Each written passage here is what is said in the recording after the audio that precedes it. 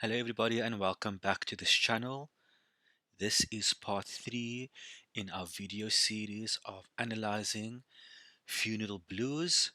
In today's video and today's lesson, we will be covering once again how to write a poetry literature essay, but we are going to specifically look at the poem Funeral Blues. So I'm going to jump right into it, and I'm just going to go over some of the tips again just to remind you guys and to refresh your memories. So, as you know, at an FET level, you are required to write literature essays on poems, novels, and dramas. A literature essay requires you to show your understanding of a piece of literature by analyzing it. Literature essays have a set structure and style, and it is completely different to creative writing essays. Remember, you are not writing a narrative or a descriptive essay, you're not telling a story. You are writing an argumentative essay. You have to provide your own opinion and you cannot merely copy and paste from the internet.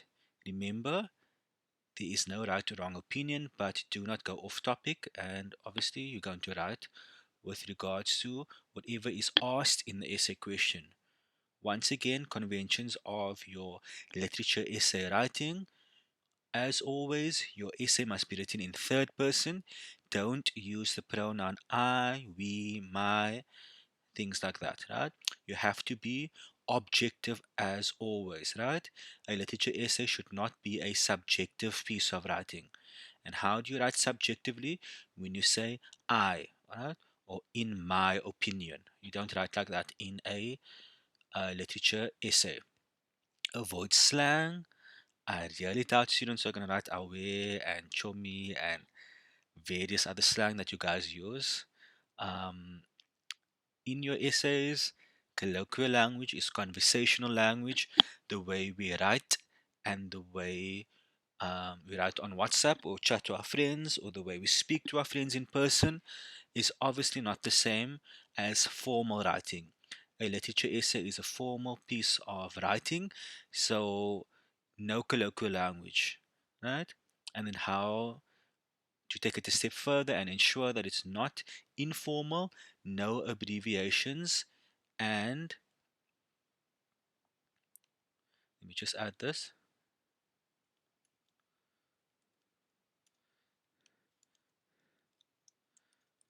contractions. Right? So sorry, there was a mistake in the previous. I didn't add this to the previous videos. I keep saying contractions, but the example there was abbreviations, but nonetheless it should have been abbreviations and contractions. So abbreviations is when you shorten words, always write the words out in full, and contractions is when you combine two words together. Didn't, couldn't, shouldn't, should be did not, could not, and should not. Write in the present tense, literature, whether it's Othello, for example, or Life of Pi, you write as if it's happening now. The story is taking place now, despite being over 400 years ago, like Othello, for example. And then you also, in regards to poetry, you say the speaker states, the speaker is referring to. Do not write the speaker stated or the speaker was. Okay? Always write the title of the poem in inverted commas and underline it. Example, Sonnet 116. This is obviously not Sonnet 116 that we are busy with. And you always state the name of the poet, right? So you would say by William Shakespeare, for example, and always capitalize each word within the title. Okay. Remember, you always quote from the poem to substantiate your argument, right? To prove your point. It's an argumentative essay. And where do you get your facts and your evidence from? From the poem, or from the novel, or from the drama. But in this context, the poem. Do not use exclamation marks. Explain your arguments clearly. I highly doubt anybody would be shouting in the essay. And then avoid long rambling and exaggerated superfluous words. So, and long sentences. Your essay must be concise and to the point.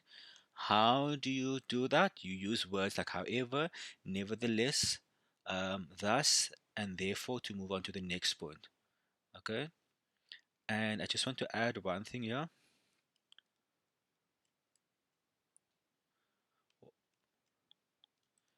Begin your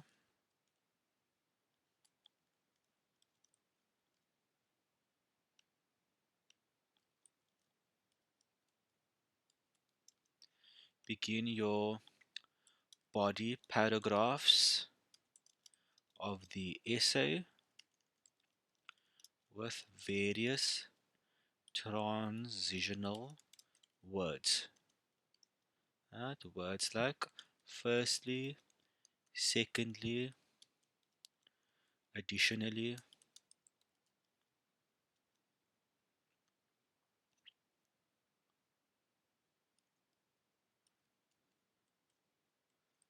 furthermore, you can also use. Okay, and then always plan your essay. So, before we start our planning, what's the first step you need to do? You're obviously going to read the essay question. So the essay question for Funeral Blues would be: the speaker effectively explores how one reacts to the death of a loved one, and you need to discuss the statement. What is the statement? The statement is always there on top. With reference to diction, imagery, and tone, your response should take the form of a well constructed essay of about 250 to 300 words. So, after reading the essay question, firstly ask yourself whether you agree with the statement. So, the statement is: the speaker focuses on the celebration of new beginnings. So, you must ask yourself, does the speaker effectively explore how one reacts to the death? Um, Sorry, this is a. Sorry, guys. I see our first day after the war. Um, okay, so the statement. Sorry, that's a mistake. The statement is: the speaker effectively explores how one reacts to the death of a loved one. So you must ask yourself: does the speaker effectively explore how one reacts to the death of a loved one? So you need to agree or disagree with that topic. Alright? Once you agree or disagree, you've developed your thesis statement. What is a thesis statement? Your argument, your point of view. Remember, you cannot write I in your essays. In your essay, so don't write I agree or I disagree in the essay. Your thesis statement should be: if you agree, the speaker effectively explores how one reacts to the death of a loved one. If you disagree, you must write: the speaker does not effectively explore how one reacts to the death of a loved one.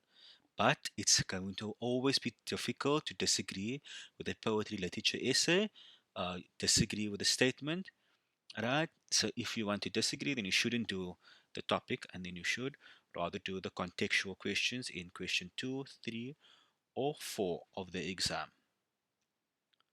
Right? Once you've developed a thesis statement, now you need to start substantiating your argument with evidence from the poem. How?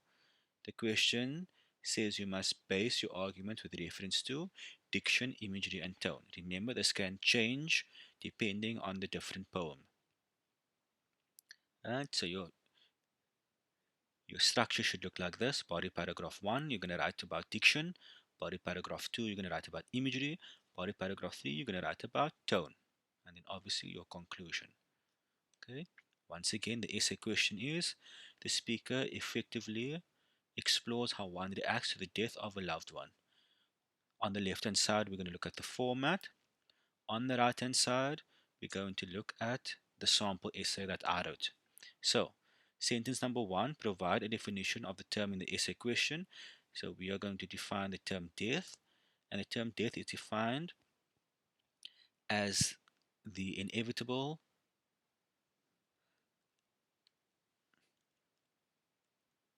and permanent end of life to a living organism.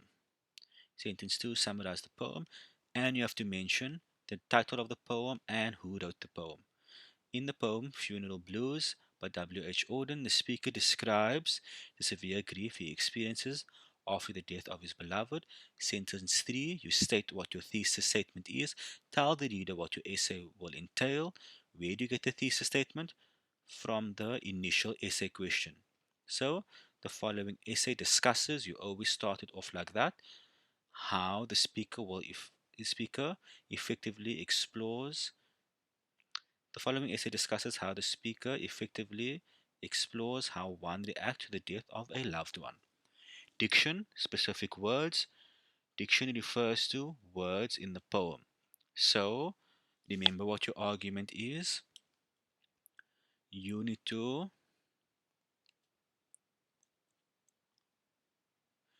prove to the reader that the speaker effectively explores how one reacts to the death of a loved one. Okay? Then this means that you need to quote from the poem to support your argument. Right? You need to quote words from the poem that supports that the speaker is effectively exploring how one reacts to the death of a loved one. Right? After you've done that, you restate your thesis statement and link it to the substantiation you made in the paragraph. So here, remember I said you start with a transitional word. Firstly, the speaker uses words such as scribbling on the sky, line 6, public dove, and traffic policeman, line 8 and line 7, to reveal how overwhelming his loss is. Right? The speaker's beloved was once so important to him that he feels his beloved's death.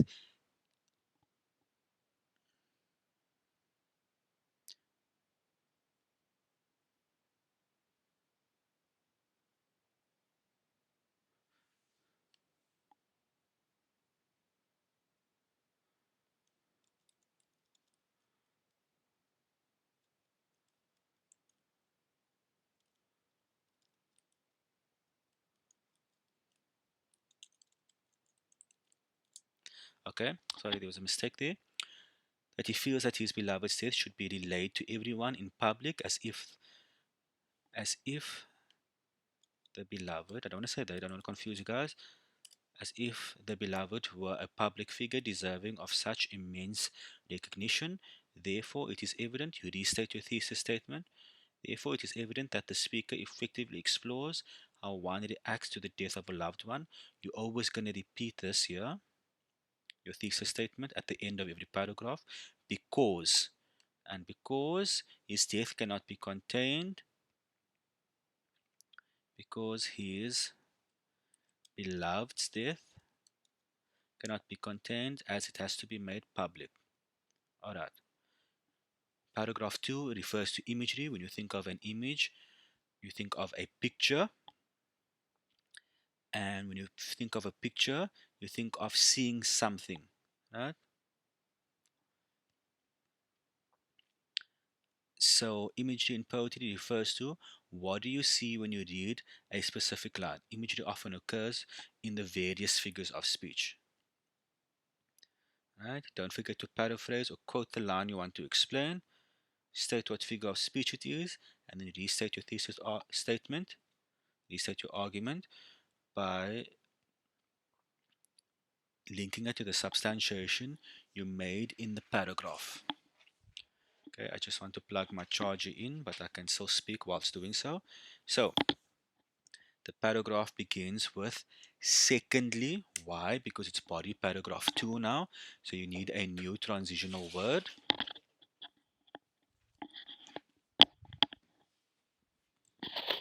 Alright guys, just plugging this charger in quickly.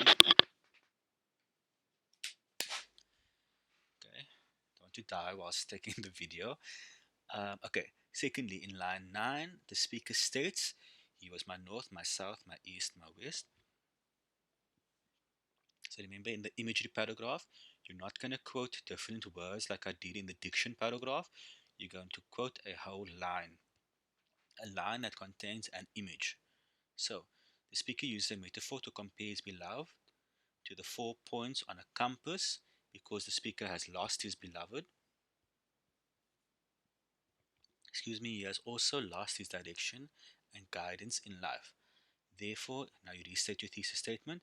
Therefore, it is evident that the speaker effectively explores how one reacts to the death of a loved one, because the four compass points in line 9 emphasize that the deceased was an important part of every aspect and point in the speaker's life.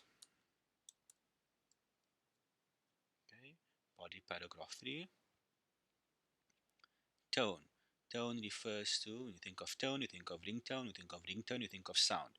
So, tone is the sound of the words in the poem, the attitude or the emotion of the speaker in specific lines in the poem, or how does the speaker sound in the poem. Quote words or a line from the poem that has that specific emotion or feeling or attitude, and then you once again restate your thesis statement and link it to the substantiation you made in the paragraph. Okay, so you begin this paragraph with additionally. Right, so additionally, the speaker depicts a despairing tone. Okay, you can't say remember the tone is despair, but you can't say a despair tone. So it's despairing tone. It's an adjective, and this is evident in line 16 as the speaker states, "For nothing now can ever come to any good." The speaker is disillusioned and out of touch with life because he sees no end to his anguish. Therefore, it is evident that the speaker effectively explores how one reacts to the death of a loved one, because after the death of his beloved, the speaker cannot find any happiness or hope within life. Guys, and once again, we go into our conclusion, and you once again restate your thesis statement, right? But this time you're going to begin your conclusion with your transitional words. In conclusion, it is evident by the aforementioned means above mentioned information, that the speaker effectively explores how one reacts to the death of a loved one. The poem teaches readers that despite the grief one experiences due to the death of a loved one, the reader needs to be acceptance of death. Okay, guys, I hope this video helps with your planning and helping you with how to write and structure your poetry literature essay. Once again, give this video a thumbs up.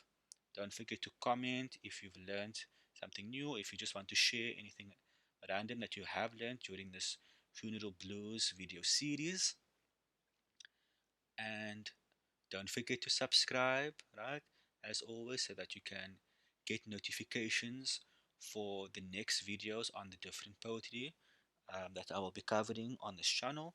And lastly, please don't forget to share with a friend or anybody in grade 12 that you know um, might benefit from this video series.